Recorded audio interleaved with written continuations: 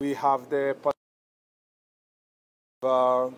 insecurity issues that come in the lake, and also our relationship with our neighbors in Uganda particularly. This is not just a Kisumu problem, it's a problem affecting all our fishermen in Busia, Siaya, Kisumu, Homa Bay, up to Migori. As a county and regional security team, we have agreed that the presence of our security officers in the lake must be enhanced, and that presence is not just about numbers, but also about equipment.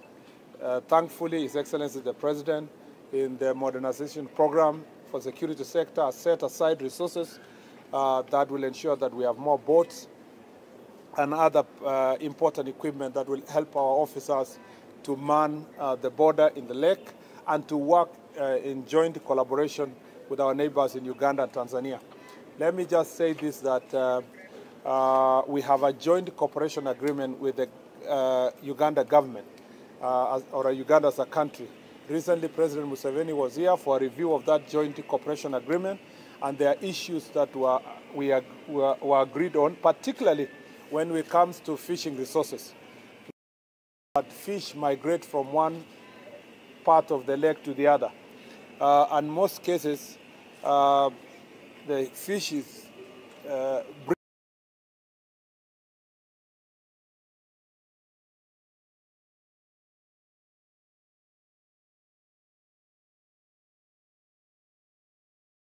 we have the insecurity issues that come in the lake, and also our relationship with our neighbors in Uganda particularly.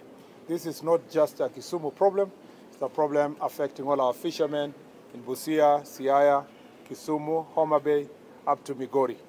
As a county and regional security team, we have agreed that the presence of our security officers in the lake must be enhanced, and that presence is not just about numbers, but also about equipment.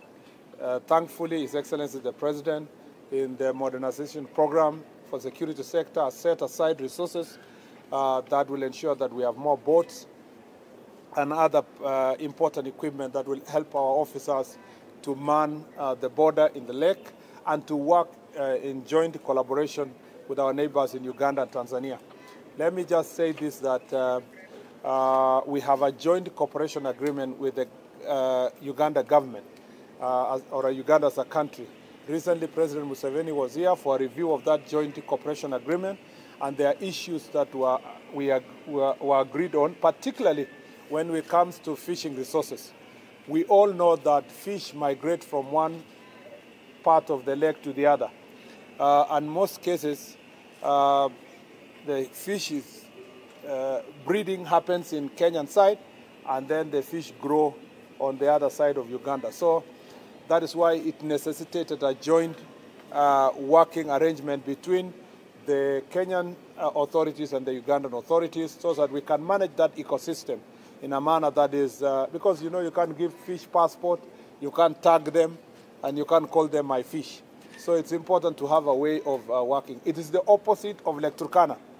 In Lake Turkana, the fish is breeding happens in the Ethiopian side, and the fish moves towards Kenya, and then you have so many fishermen from the Ethiopian side coming to part of Kenya. Again, that area, we must replicate it in the Turkana, Lake Turkana. So as part of our Jukwaa Usalama engagement, one of the issues that we are flagging out nationally is how to manage and enhance our presence in our lakes. And the Coast Guard must be strengthened, and we must strengthen our border patrol unit to make sure that we have a proper presence and proper regulation. We also encourage, in our Jukwaa Usalama, we've come to the conclusion that security is better managed by involving the stakeholders, and particularly the local community. So the beach management units must be involved in our security meetings and must be co-opted to security meetings at the sub-county level, so that then they can give proper information and give our lake secure and keep our also enhance our diplomatic relationship with our neighboring countries to managing our lake. In fact, the county and regional security team have proposed that we might need a liaison officer from Uganda side who will only handle matters of fishing and use of the lake, and it might be necessary to have a liaison officer operating from this side of Kenya, and we have a Kenyan officer operating in the side of Uganda. That way we will be able to thrash out these issues in a very peaceful manner and enhance the cooperation we have within East Africa community. This is very important, and in our report we are going to take this seriously. We'll do follow-up. We will also, I have told the regional security and the county security team to quantify the exact numbers and the exact points where we need presence of our security, instruct the officers for them and provide the boats that are enough for them to carry out their responsibilities. That is issue number one, and which is extremely important. Issue number two is we have a persistent problem, and as I've said, and it's important. We'll also have media engagement in the evening, and I hope that we can. This is the headquarters of the region. And in this region and western region, we have one unique challenge, the question of goons and gangs, and particularly the criminal activities that are perpetrated by gangs and goons, and taking control of our communities, including in our rural areas. Let me say this, that as a security team and as the government of Kenya, the National Police Service cannot abdicate its responsibility to civilians. It's the duty of the National Police Service to provide security.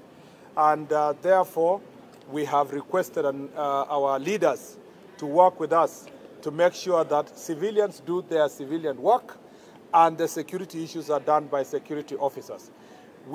All those criminal activities that are being undertaken in groups in the name of gangs, whether you are calling yourselves 42 Brothers, China Squad, Mbogi, all those groups, we have to be very honest to ourselves. This is government, civilized government of Kenya. All young people who are struggling with unemployment, we must find other ways of engaging them, not to carry crude weapons like knives, machetes, among others. We must ensure that all of us are submitting to the authority under the Constitution, under the National Police Service, to make sure that it keeps our country safe. I think that it is in the interest of any person who is in leadership in this region, it's the interest of the chiefs and assistant chiefs that we are going to engage, that this region becomes a place where democracy flourishes. No one will use force to force or goons to force somebody to say or believe on certain ideas of another person. And also, we cannot do legalized criminal activities by using goons. That way, if we all, and this is not a problem that just happened, it's a persistent problem that has been here for a long period of time. I must tell you that part of the directions we are going to take, because it's not only Western and Nyanza, we have a problem in Nairobi metropolitan area. So the areas covering Kiambu, Muranga, Machakos, parts of Kajiado, all these issues must be dealt with wholesomely. We also have a bit of problem in Mombasa, but it's not as exaggerated as such. And we have a problem in Isiolo, and particularly Isiolo town. And there is a reason why Isiolo also is part of this network, because we know the people who have been organizing to ferry goods from other cities to Isiolo and other places. So from a national perspective, we are going to have one clear direction how to dismantle these gangs, and particularly their financial status, the people who are financing, and the people who are hiring them must be engaged to peacefully exit that business or the police will take the necessary legal action. I want to thank the judiciary for cooperating with the National Police Service, but we will need even greater cooperation. And I am ready to engage. We are ready from the security perspective to engage the judiciary to appreciate the danger that gangs pose if we don't do something insofar as enforcement is concerned. The other phenomenon that is serious here is the gender-based violence. Sexual and gender-based violence is very prevalent. In this county, the national average is 32%. In this county, it's 36%. And in this region also is higher. You are aware that yesterday there was a girl who was defiled and brutally murdered in Migori. And the Inspector General of Police has already sent us a team from the headquarters to support the county team to make sure that we get to the bottom of that act that happened yesterday. But this is not just one case, like the case of Migori yesterday. It's happening all over. This county, as I said, 36%. Part of the reasons why it's prevalent is because of repugnant practices, including disco matanga, including wife inheritance, including issues that related to broken family ties. And this as the people who defile our children are those whom they expect greater protection.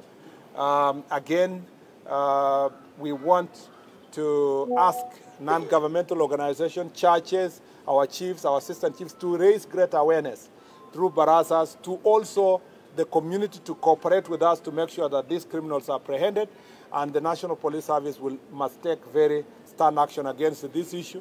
Again, because it's widespread in many parts of the country, we are going to have to look at this issue even with greater focus. We do not have rescue centers here, so it's important also that the county government invest in rescue centers to make sure that we can deal with these issues. The fourth issue, which is persistent in this area, is the question of illicit alcohol and drugs. Again, unfortunately, Kisumu is the third leading county when it comes to the proliferation of illicit alcohol. Kisumu is also the fifth leading county in the country when it comes to use of or substance abuse, including use of drugs. That is because it's a city, but also it's neighboring border place, and it is the biggest city in the region. So, and then because of the sugar industry, some of the adulterated ethanol also is distributed here in this county. Again, we had agreed with the National Police Service that there must be special operations in the whole region when we were in Kakamega, and this will be extended to Kisumu and this region to make sure that we target the perpetrators. It's also clear from intelligence report that the persons who are dealing with this alcohol not only operate from here, they have a link with Nairobi, especially in Kibera. They have a link also with what's happening in Vihiga and Kakamega.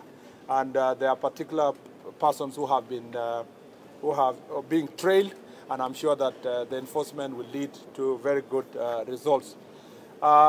So we have many other issues. We have land issues. Land issues are causing a lot of friction in the family.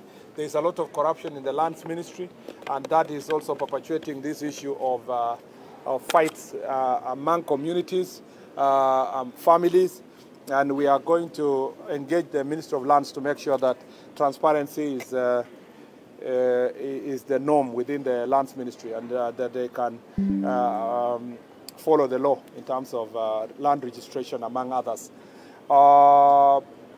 These are the smaller issues are also being dealt with, and I think mining is not a big problem here, but also there's a border issues between here and Kericho and Nandi, and that's being handled, and I've told the Ngao people to accelerate the process.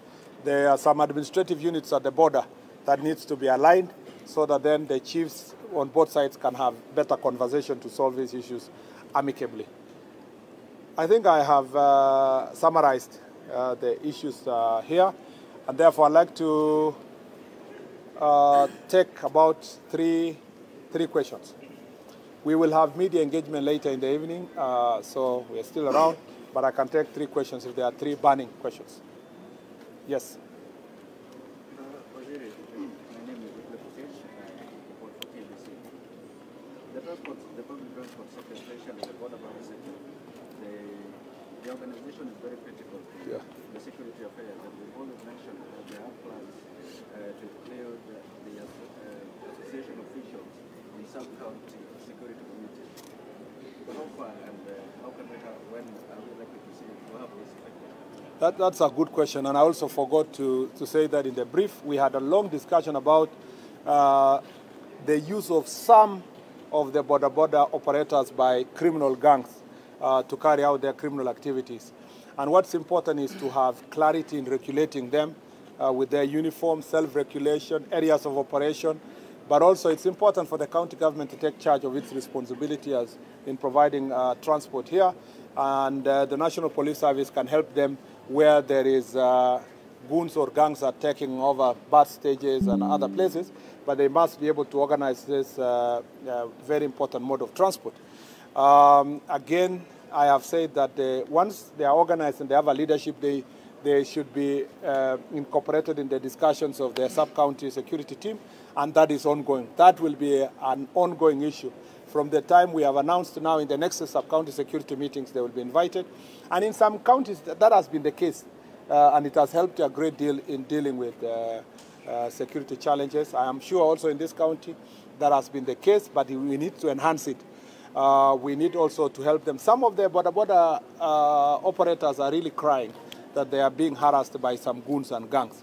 And so they also need protection, and we need to make sure that all this market, this business is well protected. Yes. My name is Rashki Williams from Daily News. Two questions. There's a change in the way recruitment is being done. It's going to be done digitally. And expand on that, and if it will help in preventing the corruption and solving the. The second question is we are having the by-elections on November 27th, and of course you talked about political rules having been a very big issue. How ready is the National Police Service or the police to deal with the political campaigns during this particular period? On the question of guidelines for recruitment, the National Police Service Commission is now currently in a meeting, and they will give us clarity of directions. I do not want to preempt the discussions. Of course, I have been briefed, and eventually we will have, we want to know bribery. The recruitment to National Police Service doesn't go to the highest bidder. That is our plan. Corruption is one area. As you know, we have been accused in the National Police Service to be very corrupt. And in this Jukwaa Usalama, part of our discussion is how can we get rid of corruption in our midst. And part of that is also in our recruitment. We want to make sure that from the word go, the deserving persons are recruited National Police Service, not those who have bought their way. So that is ongoing. On the question of by-elections, that we will, the Independent Electoral Boundaries Commission require the campaign, the aspirants to provide their campaign schedule. And that is not just for the sake of it. It's usually so that we can provide the necessary security support. So we are ready and prepared. And where there is need, because it's a few areas where we are having these by-elections, we are ready to support the sub-county security team by bolstering their strength, getting officers from other parts of the country to come and support them where there is need to ensure that there is law and we are maintaining law and order.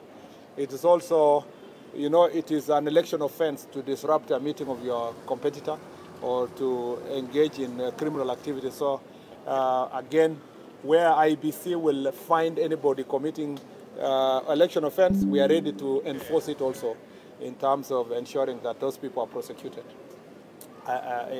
charged, arrested, and prosecuted. Last one. I think we are good. Yeah, we are good. Let's leave it there so that we discuss more in the evening.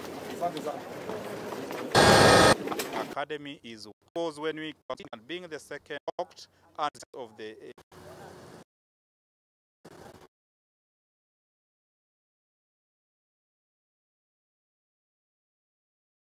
okay, the general overview since we arrived here in June last year.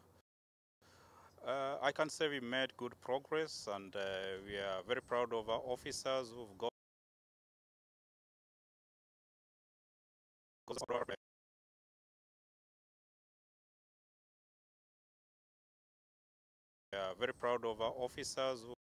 who've gone out of their way to make sure that the Asian population enjoy the deserving peace. We are very proud of our officers who've gone out of their way to make sure that the Asian population enjoy the deserving peace. We've gone through, difficult time, good times, but I can say that so far, whatever we've been able to achieve within this 1 year is something commendable. Asians expect a lot of things from us, and one thing that we've ensured is unblocking those roads that were blocked by the gangs, making sure that we revitalize some of the key government installations that are critical in their daily lives, and also giving the deserving support for the national police, the Asian National Police that we are working hand in hand with. Last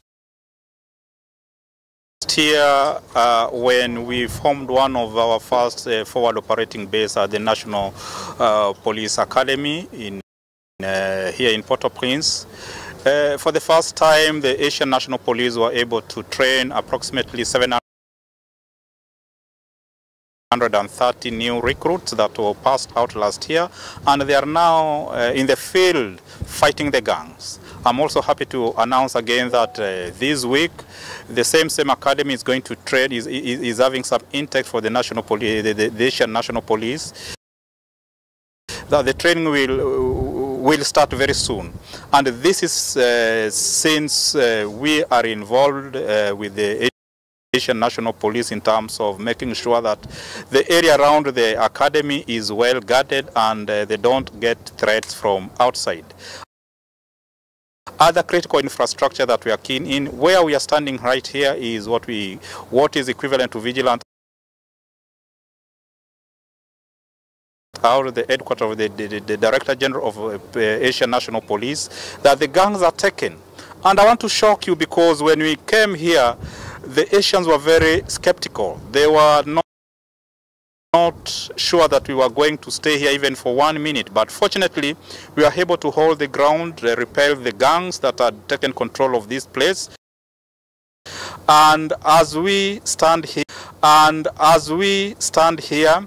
a lot of renovation is taking place, and being the second forward operating base, we've ensured that area around this place is well pacified, and slowly by slowly, and this can be attested by some of the journalists that are here, the roads are opening up, those that had been blocked are being unblocked, and this is due to the resilience of the